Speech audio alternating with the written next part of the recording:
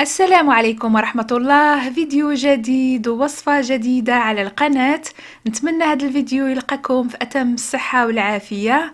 وصفة أخرى غادي تكون سهلة في المتناول والنتيجة مبهرة كيف ما عودتكم دائما.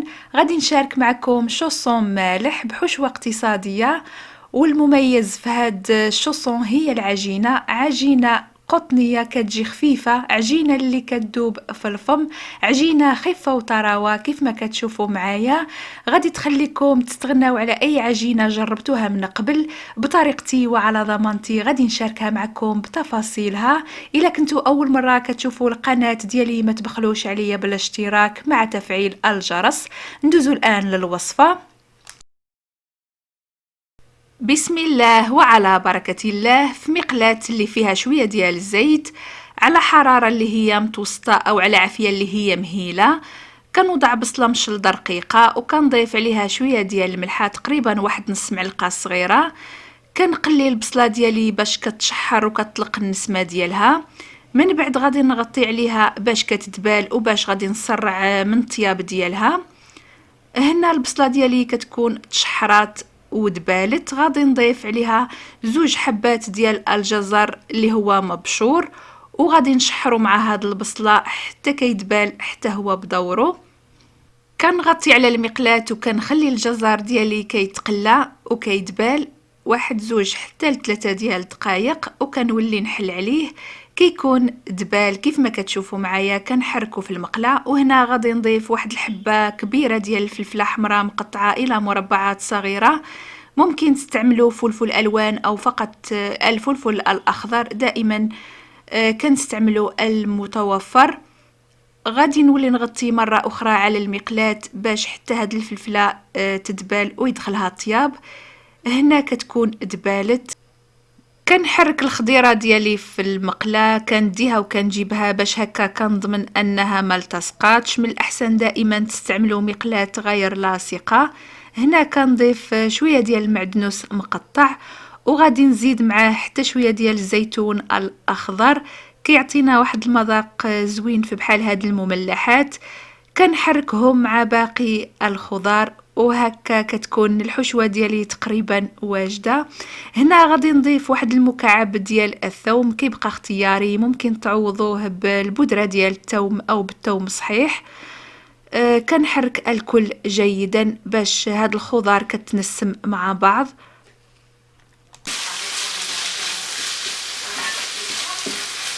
والآن غادي نضيف التوابل. غادي نضيف نصف ملعقة صغيرة ديال الإبزار أو الفلفل الأسود، مع نصف ملعقة صغيرة ديال سكنجبير أو الزنجبيل، ملعقة صغيرة ديال التحميرة أو الفلفل الأحمر الحلو. وكنحرك الكل جيدا في المقلاة. العطرية تعمدت أني نضيفها تقريبا في آخر مرحلة باش كتبقى محافظة على الطعم والمذاق ديالها. إلا ضفتوها في الأول في المرحلة ديال القلي فقط كتحرق وكتفقد المذاق والبنة ديالها. كنحرك الكل جيدا. هكا كتكون الخضار ديالي تنسمات وتبلات. الآن غادي نضيف تونة. عندي 2 علب ديال التونة. هنا فتحت العلبة الأولى ديال التونة، وللأسف كان فيها بزاف ديال الزيت، بالتالي غادي نضطر أنني نصفي العلبة الثانية أولا قبل ما نضيفها. استعملت تونة بالزيت، ممكن تستعملوا تونة ديال الطماطم، كيف ما ممكن تستعملوا أي بديل آخر بحال صدر ديال الدجاج أو الكفتة ديال الدجاج أو لداند أو الكفتة ديال لحم البقر. لكم حرية الاختيار. كتبقى هذه فكرة اقتصادية، والطعم فعلا يستحق التجربة. للناس اللي كتبغي المذاق ديال التونة، تمازج رائع ما بين الفلافل والتونة والزيتون. ممكن تعملوا كذلك رشة ديال الزعتر.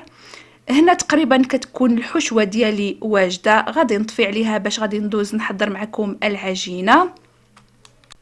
وعلى بركة الله نحضروا الآن العجين اللي غادي نحتاجو ليه. عندنا كاس ديال الحليب دافي اللي كنوضعوه في بول، وكنضيف عليه نصف ملعقة صغيرة ديال الملح، وغادي نضيف نص معلقة كبيرة ديال السكر. الدور ديالو كيساعد الخميرة على التفاعل، ايضا كيعطينا داك اللون المحمر للعجين. كنضيف ملعقة كبيرة ممسوحة ديال الخميرة ديال الخبز، وكنحرك الكل جيدا فقط بالطراب اليدوي. من بعد غادي نضيف بياض بيضة، وغادي نحتفظ بالصفار للدهن. كنضيف هاد البياض البيضاء وكنخلط جيدا حتى كيندمج مع باقي العناصر. الآن غادي نضيف ربع كأس ديال الزيت النباتية ونخلط جيدا حتى كتداخل الزيت مع باقي المكونات. ثم من بعد غادي نبدا كنضيف دقيق بالتدريج. عندي هنا 3 ديال الكؤوس، غادي تشوفوا معايا الكميه ديال الدقيق اللي غياخد هذا الخليط. كنضيف الكأس الاول دفعه واحده وكنخلط، ثم من بعد غادي نضيف باقي الدقيق على دفعات. كنزول الطراب اليدوي. الان غادي نضيف الكأس الثاني، كنضيفه دفعه واحده حيت الخليط عندي مازال جاري، بالتالي مازال محتاج للدقيق. كنبدا كنجمع العجينه ديالي شويه بشويه بالاطراف ديال الاصابع، وغادي نضيف الكأس الثالث. هنا ما غاديش نضيفه دفعه واحده حيت العجينه ديالي بدات كتتقال. هنا كنضيفه شويه بشويه وانا كنجمع، فقط كنجمع العجينه ديالي باش من بعد غادي ندلكها واحد الدلكه اللي هي خفيفه فوق سطح العمل. بالنسبه للكميه ديال الدقيق ماشي بالضروره العجينه ديالكم غادي تاخد معكم نفس المقدار اللي غادي تاخد معايا انا. هذه نصيحه بالنسبه للمبتدئات، ممكن تاخد معكم اقل بقليل او ازيد بقليل من الكميه اللي غادي تاخد معايا، حيت كاين الدقيق اللي كيتشرب وكاين اللي العكس. كنجمع العجينه ديالي كيف ما كتشوفوا معايا وكنوضعها فوق سطح العمل، وغادي ندلكها واحد دلكه خفيفه تقريبا واحد الدقيقه فقط. هكا كتكون العجينه ديالي تجمعات وتحصلت على عجينه متجانسه كيف ما كتشوفوا معايا بهذا الشكل. وكتكون هذه هي الكميه المتبقيه اللي كتشوفوا معايا في الكأس. تقريبا تبقات معايا واحد المعلقه كبيره ديال الدقيق كيف ما كتشوفوا، ملعقه فقط لا اكثر. كنوضع العجينه ديالي في البول وغادي نغطي عليها بالبلاستيك الغذائي وغادي نخليها تخمر حتى كيبان لي الحجم ديالها ضاعف.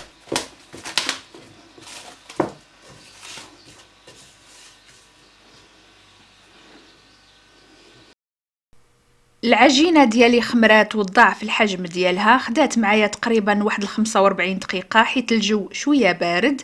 كنزولها من البول وغادي نرش سطح العمل بالقليل من الدقيق باش غادي نشكل العجينه ديالي. كنشكلها بهذا الشكل اللي هو طولي باش غادي نقطعها الاجزاء. كنقطع العجينه ديالي الاجزاء متساويه بهذه القطاعه او باي اداه اخرى تفي بنفس الغرض، فقط بالسكين. كنقطع الاجزاء متساويه وغادي ناخد كل جزء من العجين وغادي نشكله بشكل كويره بحال اللي كتشوفوا معايا، وغادي نخليهم جانبا باش غادي ندوز نطلقهم بالدلاك. هنا كناخد اول كرة من العجين وكناخد معها القليل من الدقيق الابيض وكنرشو فوق سطح العمل تفاديا لالتصاق العجينة. وغادي ناخد الدلاك وغادي نبدا نطلق العجينة ديالي بسمك اللي هو رقيق كيف ما كتشوفوا معايا. كنطلقها مزيان. طبعا الحجم ديال لي شوسون كيبقى حسب الرغبه ديالكم، بغيتوهم يجيوكم شويه كبار او يكونوا صغار لكم حريه الاختيار بالنسبه للحجم. كنطلق العجينه ديالي بهذا السمك اللي كتشوفوا معايا. وهنايا جانبا عندي الحشوه اللي سبق وحضرت معكم، غادي ناخد منها واحد المعلقه كبيره او زوج ديال المعالق وغادي نوضعهم فوق من هاد العجينه. كنغطي بالجزء المتبقي من العجين، كنغطي الحشوه ديالي بهذه الطريقه وكنضغط بالاصابع ديالي باش هكا العجينه كتلصق وما كتحلش في الطياب. كنضغط عليها مزيان بالاصابع ومن بعد غادي نبدا في الطي ديالها بالطريقه اللي غادي تشوفوا معايا. كنطويها بهذه الطريقه، كتبقى هذه طريقه مضمونه. العجينه ما غاديش تحل معكم في الفران، زائد هاد الطريقه ديال الطي كتعطينا واحد الجماليه لي شوسون ديالنا. غادي نستمر بهاد الطريقه وغادي تشوفوا معايا الشكل ديال الشوسون من بعد ما غادي نسالي الطي ديالو.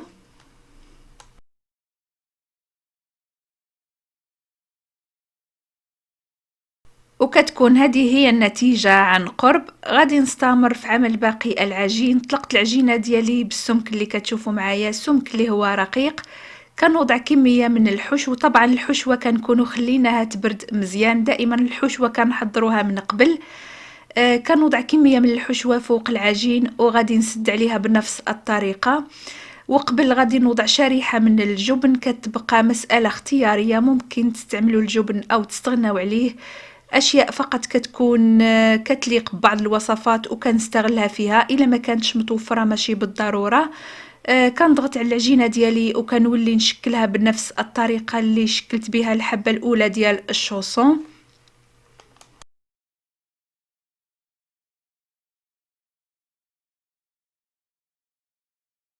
هكذا كنكون انتهيت من تشكيل العجين. كناخد صفار بيضة اللي كنضيف عليه شوية ديال الزيت اللي خديتها من الحشوة اللي حضرت معكم من قبل.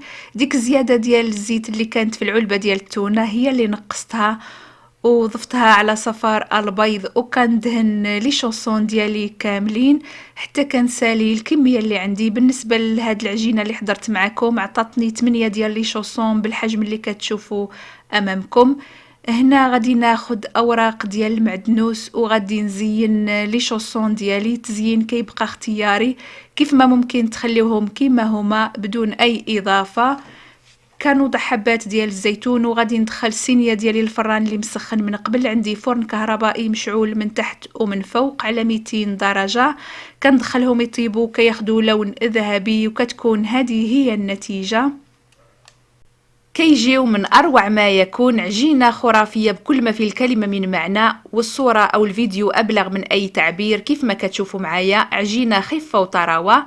غادي تنسيكم في أي عجينة جربتوها من قبل، وغادي تعتمدوها في عمل باقي المملحات وباقي المعجنات. جربوها وشاركوني تجاربكم. هنا غادي نحلها معكم باش تشوفوا الشكل ديالها من الداخل. بالنسبة للحشوة وكيف سبق وشرت من قبل كتبقى اختيارية على حسب نتوما وشنو كتبغيو. مملحات او شوصون اللي غادي تعتمدوه في الشهر الفضيل وحنا على مقربة من شهر رمضان. الله يدخلوا علينا وعليكم بالصحة والسلامة وكل ما كتمناو.